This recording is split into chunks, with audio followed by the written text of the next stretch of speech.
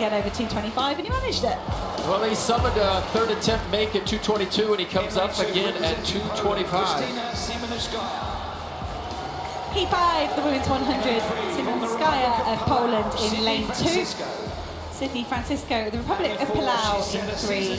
Tasha Morrison of Jamaica, she would have just seen Sharika Jackson power to a win in the previous heat. She was 3rd at their national championships.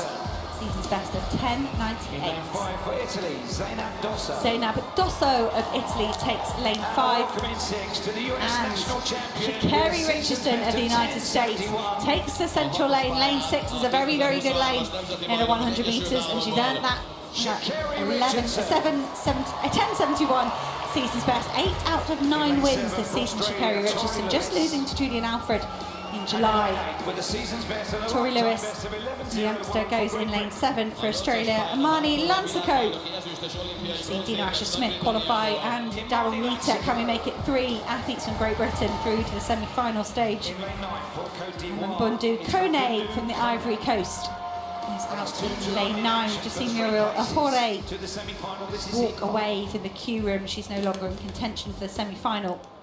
Kone up next for the Ivory Coast. Marie-José Talu yet to come.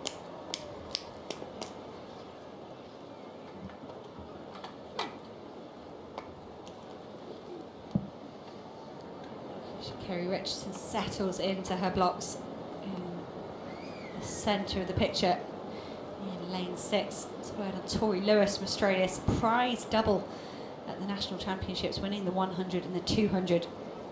An opportunity for the 18-year-old alongside Richardson. Set. Oh, big false start from Simonskaya of Poland. Everybody knows what they think they saw there, but only the starter's decision. Might be able to hear Jeff Whiteman over the tannoy here. He's doing the event presentation, the hosting here in the stadium, saying, just you wait and see, you know what you thought you saw. Ooh. Okay, there was a lot going on there. Lansico is the biggest negative reaction time there. She moved before Simonskaya, technically, based on that. There's so much going on there. Dan, does that just get called something noisy going on in the stadium? Let's give them another go. No, it looked like the Polish athlete in lane 2 was the one that started all of that, but her reaction time didn't really reflect it on the blocks. But I'll tell you, it was the athletes in the middle, Sha'Carri Richardson, who just stood her ground. Look at that, you know, Sha'Carri is just so disciplined, boom, to be able to sit there while all this movement is going on around her. Oof. Oof. I mean, there was a big twitch from Amani Lansico there, and she's got a massive opportunity this week, Lansico. She improved her personal best down to 11.01, and being in lane 8 there when you've got Simonskaya in lane 2, I don't think either of them can claim that they would have seen each other. We could see a double disqualification, Dan. I think there was big false starts from the Polish athlete and the British athlete. Chris Cohen, the official in the middle, in the blue shirt, very experienced. Goal line technology. Yeah, does a lot of our competitions in Great Britain, and he actually does a lot of official educating across the world.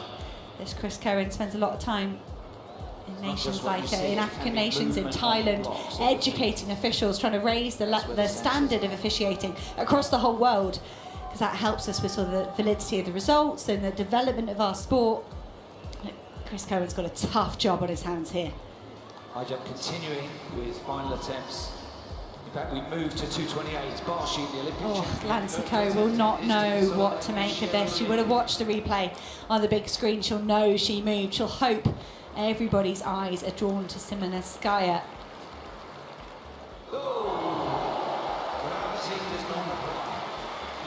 Sha'Carri Richardson waiting very patiently here. Here we go. What card is coming out? What card is coming out? What's Chris Cohen told his assistant to issue? False start charged, lane 8. It's going to be a false start for Amani Lansico of Great Britain and Northern Ireland, and she's protesting here. So it's a yellow she can go and have a look at this board. And the new rules this season, Lansico can run under protest if she wants, and then they will review the situation afterwards. And poor Lansico here, she's going to see a familiar face in Chris Cohen, but in an unfamiliar scenario. You might see Chris Cohen in a call room if you compete in Britain and just say hello and give him a wave, but right now it's at different stakes. And a yellow card of warning issued elsewhere. Lansico certainly moved well before the gun, as did Simonskaya.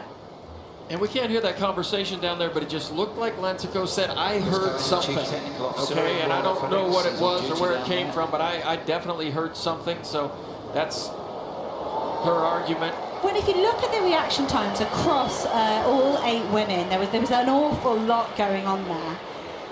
Athletes would have been set off by Simonskaya and Lansico moving very early, but there were a whole load of athletes perhaps there was some crowd noise. It's hard, I don't say I don't believe Lansico, maybe there was crowd noise, but it's also the smart call. If you're out there in lane 8 near the crowd and a big stadium like this, lots of spectators, you got to try that one. But Lansico does have the right to run under protest if she wants. So the likelihood is she will go into her blocks. I don't know if it's been withdrawn, that red card, or whether she's running under protest. We'll try and see if we can hear in the stadium.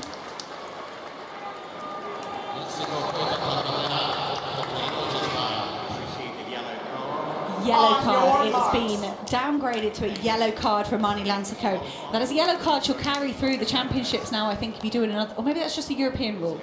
Forgive me if I'm confusing people. But I have a rule in at the European athletics competitions that you carry that yellow card through. I like it. If you don't like the call, argue it a bit. Yeah. Don't downgrade it. And calm yourself down, because that's a big ask now for Marnie Lansico. It's a lot of emotion when normally you would just be focusing. Here we are. Second attempt here in the women's 100 metres, heat 5, and they are away. Lansico with lots of work to do. She's arguing her way into this race, and she's not in an automatic qualifying position at the moment, but in the closing stages, she does. Sha'Carri Richardson eases across the line. She was fine. Natasha Morrison was fine as well. And Lansico will get the 3rd automatic qualifying position. Just trying to get absolute confirmation that it was demoted to a yellow card for Lansico. She was shown that red card. Yeah, we didn't see a yellow card back out of the clipboard. They just got on with the race, but I do think Lansico is going to be okay. Sha'Carri Richardson, though, 10.92. That's the fastest time we've seen so far this morning. Well, and she made 10.92 look really easy, and she's dipping under 11 flat on such a regular basis, and you can see she shuts down about 30 meters out.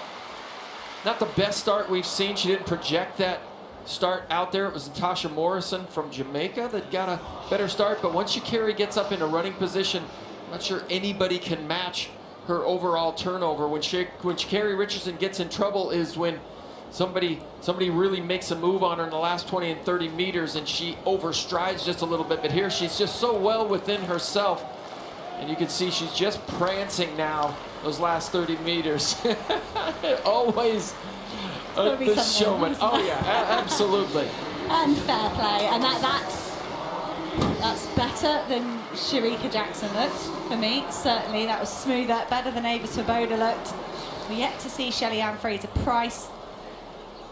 It's better than Julian Alfred looked. I think that's certainly the best race we've seen so far. Or best win we've seen so far. We've still got Mary-Jose Talu to come in heat 6. And heat 7, we'll see Shelly-Ann Fraser-Price